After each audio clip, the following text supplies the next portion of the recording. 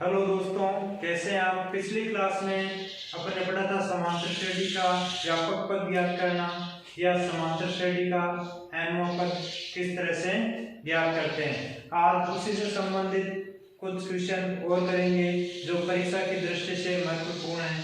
जैसे यदि समांतर श्रेणी का छठा पद तथा 17वां पद क्रमशः 19 तथा 41 हो तो 40वां पद ज्ञात कीजिए। समांतर श्रेणी का छठा पद 19 है और 17वां पद है वो 41 है, तो 40वां पद ज्ञात करना है। इसके लिए सबसे पहले छठा पद कल अपन ने पढ़ा था। जैसे प्रथम पद उसको ए माना था और सार्वंतर क्या था अपना, सार्वंतर डी माना था। तो जो दूसरा पद लिखा था उसको क्या लिखा था, दूसरा पद बराबर ए प्लस डी। ऐसे ही कल अपन ने समझने के लिए पांचवा पद लिखा था, पांचवा पद बराबर ए प्लस 4डी। इसका अर्थ क्या हो गया कि जो छठा पद है वो क्या हो जाएगा इस श्रेणी का, यहां लिख देंगे प्रश्नानुसार क्या आ जाएगा छठा पद a प्लस 5d।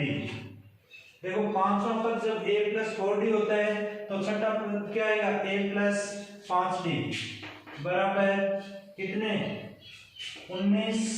ये अपना समीकरण नंबर 1। ऐसे ही 17वां पद 41 है तो a प्लस 16d बराबर 41, समीकरण नंबर 2। अब देखो समीकरण 1 और 2 से इनको सरल करेंगे। ए बराबर है और इनके निशान भी एक जैसे हैं, इसलिए इसको समीकरण 1 में से समीकरण 2 है वो घटा देंगे। ये प्लस का और माइनस का ये तो कट गया। अब 5 तो प्लस के हैं और 16 माइनस के हैं, तो कितने बच जाएंगे माइनस के 11d बराबर 41 में से 19 घटाने हैं तो कितने बचेंगे 22 और वो भी माइनस के। d बराबर -22 बटे -11 तो d बराबर 2। अब अपने पास में d का मान आ गया 2, तो समीकरण 1 में d का मान रख देंगे। समीकरण 1 में d का मान रखने पर समीकरण 1 में d का मान रखेंगे तो a प्लस 5 इंटू d का मान 2 बराबर 19। a प्लस 10, 5 को 2 से इंटू किया 10 बराबर 19। अब इसका पक्षांतर कर देंगे तो क्या आ जाएगा a बराबर 19 माइनस 10 बराबर 9, तो a का मान आ गया 9। अब देखिए अपना प्रथम पद a बराबर तो आ गया 9, d बराबर आ गया 2। कौन सा पद ज्ञात करना है, 40वां पद ज्ञात करना है। तो n बराबर 40, तो किसी भी श्रेणी का nवां पद an बराबर a प्लस कोष्टक n माइनस 1 इंटू d। इस सूत्र से व्यापक पद याद करते हैं अपन। तो a 40 बराबर a का मान 9 प्लस n का मान 40 माइनस 1 इंटू d का मान 2 बराबर 9 प्लस 40 में से 1 गया तो 39 इंटू 2, 9 प्लस 39 को 2 से इंटू कर देंगे तो 78, जोड़ देंगे 9 और 8 17 के साथ हासिल किए। कितना आ गया इसका 40वां पद है वो 87। अगला क्वेश्चन है अपना, किसी समांतर श्रेणी के तीसरे और 9वें पद क्रमशः 4 और -8 है तो इसका कौन सा पद शून्य होगा।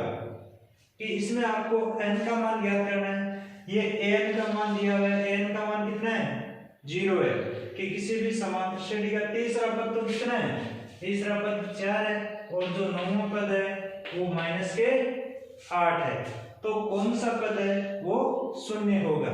इसके लिए अपन मान लेंगे प्रथम पद बराबर a अपना और सार्वंतर बराबर b है। तो श्रेणी का तीसरा पद क्या होगा, तीसरा पद क्या हो जाएगा a प्लस 2d बराबर तीसरा पद क्या है 4 समीकरण नंबर 1 आ गया। ऐसे ही उस श्रेणी का नौवां पद, नौवें पद के लिए a प्लस 8d बराबर माइनस के 8 समीकरण नंबर 2। अब देखो समीकरण 1 और 2 से a और a बराबर है, इनके निशान भी सेम है, इसलिए ये घटाने पर समीकरण 1 में से समीकरण 2 को घटा देंगे। घटाते हैं तो नीचे वाली सब संख्याओं के निशान है वो बदल जाएंगे। a में से a कुछ नहीं बचा यहाँ पे, ये है 2 प्लस के 8 है वो माइनस के हो गए, तो 8d में से 2d गए तो माइनस के 6d बराबर 12, 4 और 8 12, तो d बराबर 12 बटे माइनस 6, d बराबर माइनस के 2, d का मान आ गया माइनस 2। अब समीकरण 1 में d का मान रख देंगे तो a का मान आ जाएगा, समीकरण 1 में d का मान रखने पर समीकरण 1 में यहाँ d का मान रखेंगे तो क्या आएगा a प्लस 2 इंटू माइनस 2 बराबर 4, a प्लस 2 को माइनस 2 से इंटू करेंगे तो माइनस के 4 बराबर 4। अब कर देंगे इनका पक्षांतरण तो क्या जाएगा a बराबर 4 प्लस 4 ये माइनस के उस साइड में जाएंगे तो प्लस के हो जाएंगे, a बराबर 8, ये अपने पास में a का मान आ गया और d का मान है, a बराबर 8 है अपने पास में और d बराबर माइनस के 2 है। अब लिखा यहाँ पे कौन सा पद शून्य होगा, इसका मतलब ये इसका मान हो गया 0, an बराबर 0 है और n का मान अपन को ज्ञात करना है, n बराबर ज्ञात करना है। तो अपने an का सूत्र क्या होता है व्यापक पद का, an बराबर a प्लस कोष्टक n माइनस 1 इंटू d। अब जो जो अपन को मान दिए गए वो मान रख देंगे, an का मान 0 बराबर a का मान 8 plus n minus 1 into d का मान माइनस 2, 0 बराबर 8 प्लस माइनस 2 को n से इंटू करेंगे तो minus 2 n minus minus plus के 2। अब कर देंगे इनका पक्षांतरण तो ये इस साइड में आ जाएंगे तो 2n बराबर 8 प्लस 2n बराबर 10, 8 और 2 10 हो गए, n बराबर 10 बटे 2, n बराबर 5। तो उस श्रेणी का पांचवां पद है वो कितना हो जाएगा 0। अगला प्रश्न अपना, किसी समांतर श्रेणी का तीसरा पद 16 और सातवां पद पांचवें पद से 12 अधिक है तो समांतर श्रेणी ज्ञात कीजिए। सबसे पहले अपन मान लेंगे प्रथम पद बराबर a सार्वंतर बराबर d। तो जब किसी भी श्रेणी का प्रथम पद a सार्वंतर d है तो उसके आगे के पद किस तरह से होंगे, प्रथम पद a, दूसरा पद क्या होता है a प्लस d, तीसरा पद a प्लस 2d, ऐसे ही चौथा पद आएगा वो a प्लस 3d। इस तरह से वो अपनी श्रेणी रहेगी। अब देखो इसका तीसरा पद कितना है 16 है, तो तीसरा पद क्या होता है किसी भी श्रेणी का a प्लस 2d बराबर 16, ये हो गया तीसरा पद समीकरण नंबर 1। ऐसे सातवां पद पहले लिखेंगे, सातवां पद बराबर, सातवां पद क्या होता है, a प्लस 6d, और पांचवां पद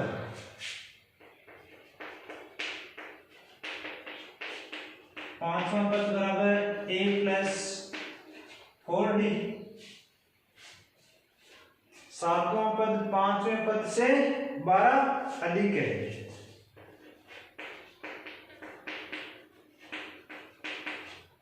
प्रश्नानुसार सातवां पद है वो पांचवें पद से 12 अधिक है, या तो सातवें पद में से पांचवां पद घटाएं तो 12 शेष रहते हैं, या पांचवें पद में 12 जोड़ दें तो सातवें पद के बराबर हो जाते हैं। क्या लिख सकते हैं सातवां पद, a plus 6d minus a plus 4d बराबर 12। कि पांचवें पद में जो पांचवा पद है उसमें या तो 12 जोड़ दें तो सातवें पद के बराबर हो जाता है, या सातवें पद में से पांचवा पद घटा दें तो आपका आंसर 12 बच जाता है। कि दोनों का जो अंतर है वो कितने का है, 12 का है। क्या आ जाएगा, देखो a plus 6d minus a minus 4d बराबर 12। देखो a प्लस का a माइनस का ये तो घट गया, 6d में से 4d चले गए, कितने बच गए, 2d बराबर 12। तो d बराबर 12 बटे 2 बराबर 6। अपने पास में d का मान आ गया 6। समीकरण 1 में रख देंगे,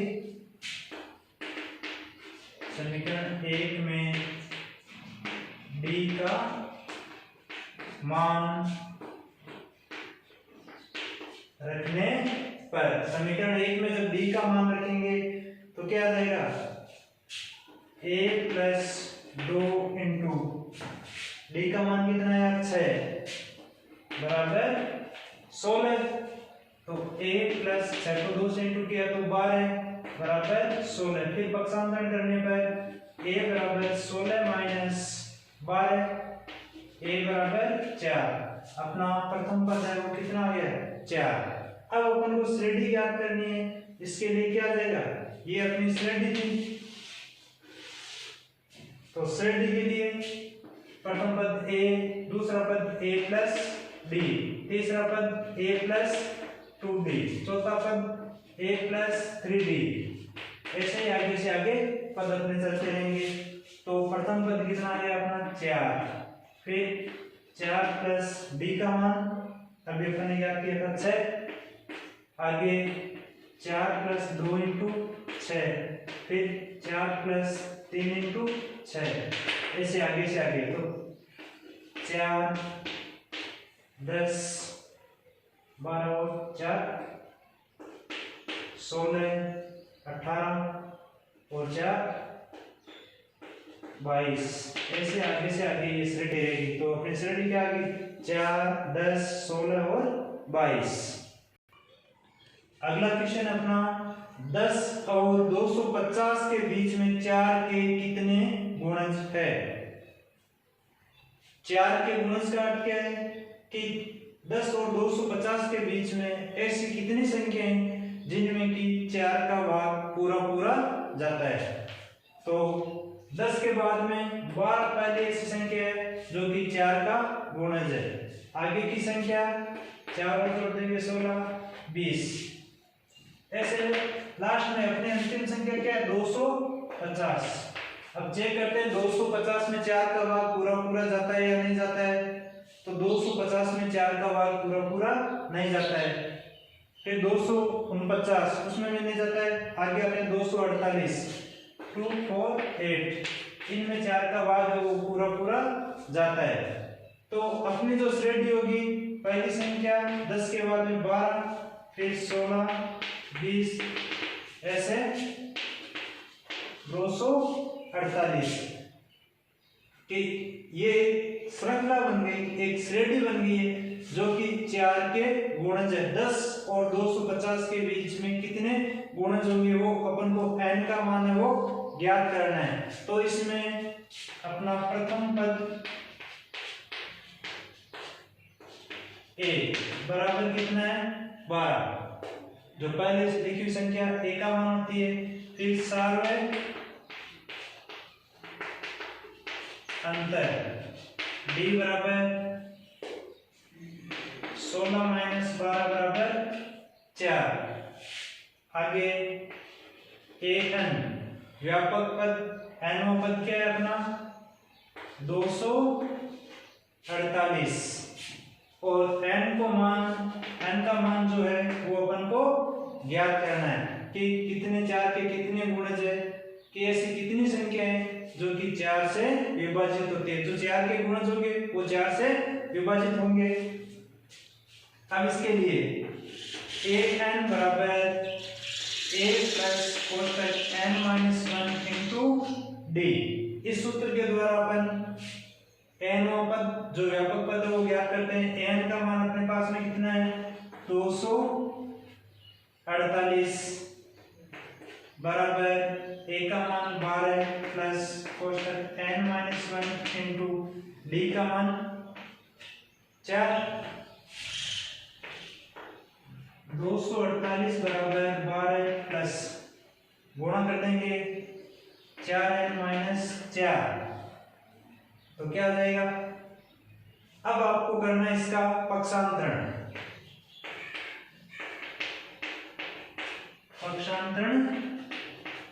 करने पर तो पक्षांतरण करेंगे तो क्या आ जाएगा 4n जो कि प्लस के इस साइड में है तो माइनस के 4n हो गए बराबर 12 अपनी जगह है, माइनस के 4 अपनी जगह है, ये 248 प्लस के उस साइड में जाएंगे तो माइनस के 248 हो जाएंगे। तो माइनस 4n बराबर, अब देखो माइनस के 4 है और माइनस के 248 है, कितने हो गए 48 और 4 52, 252 में से कितने 12 घटा देंगे प्लस के तो कितने बच जाएंगे माइनस के 240। n बराबर माइनस 240 बटे माइनस 4, कितने आ जाएंगे 4 का भाग 240 में लगा देंगे तो 60। तो अपने n बराबर आ गया 60। तो 10 और 250 के बीच में 4 के कितने गुणज है 60। अगला क्वेश्चन अपना कि 3 संख्याएं समांतर श्रेणी में हैं, यदि उनका योग -3 तथा गुणनफल 8 हो तो संख्याएं ज्ञात कीजिए। तो 3 संख्याएं वो समांतर श्रेणी में, तो 3 संख्याएं समांतर श्रेणी में कि मान लेंगे प्रथम पद बराबर अपना a है,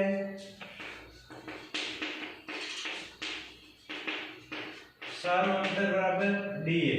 तो वो 3 संख्या क्या हो जाएगी, पहली संख्या a, दूसरा पद उसका क्या हो जाएगा a प्लस d और तीसरा a प्लस 2d।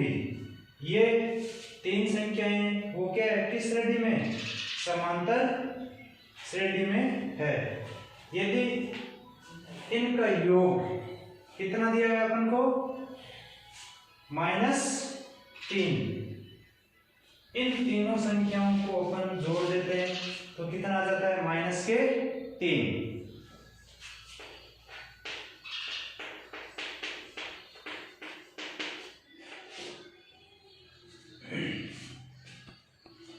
ये अपने जो 3 पद है इन तीनों को यदि जोड़ दें इनका योग कितना है -3।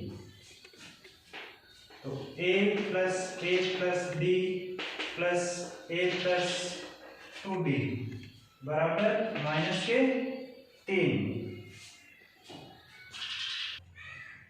देखिए आगे a और a तो क्या लिख सकते हैं 3a प्लस d और 2d, 3d बराबर -3 कॉमन आ जाएगा a प्लस डी बराबर -3, तो a प्लस डी बराबर -3/3, a प्लस डी बराबर -1, समीकरण नंबर 1। ऐसे ही इन तीनों संख्याओं का जो गुणनफल है वो कितना है, 8। a into a plus D into a plus 2d बराबर 8। ये अपने प्रश्न में दिया हुआ है कि तीनों संख्याओं का जो गुणनफल है वो 8 है। तो a into a plus D into, इसको क्या लिख सकते हैं, a प्लस डी बराबर 8।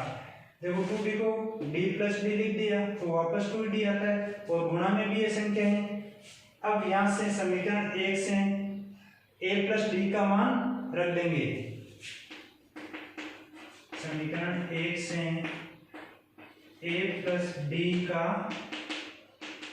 मान रखने पर क्या आ जाएगा, a into a plus D का मान -1 इंटू a प्लस डी की जगह -1 प्लस डी बराबर 8। अब देखिए इस समीकरण 1 को और आगे बढ़ाते हैं तो क्या आ सकता है, a बराबर -1 और -d। जब d का पक्षांतरण करते हैं उस साइड में ले जाते हैं तो -1 तो अपनी जगह ही है, d यहाँ प्लस का है, उस साइड में जाएगा तो माइनस का हो जाएगा। तो यहाँ पे क्या लिख सकते हैं, a इंटू इस -1 को इस संख्या से इंटू करते हैं, क्या आएगा, 1 -1 को -1 से इंटू किया तो 1, -1 को प्लस के d से इंटू किया तो -d बराबर 8। अब अपने पास में इस a की जगह ये मान a का मान रख देंगे, तो 1 का मान रखने पर जब a का मान रखेंगे यहाँ a की जगह, तो a का मान क्या है, -1